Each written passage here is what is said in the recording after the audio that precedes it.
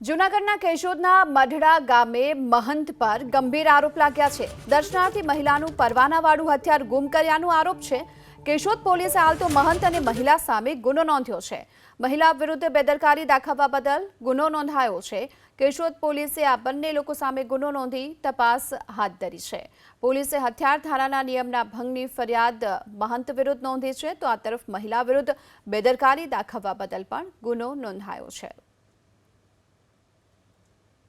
ગતરોજ Keshod police station ખાતે ફરિયાદી ગંગાબેન ઉર્ફે ગીતાબેન હીરાભાઈ રાઠોડ કે તેઓ જૂનાગઢના રહેવાસી છે કે જેઓ પોતાનું પર્સનલ હથિયાર લાયસન્સ ધરાવે છે।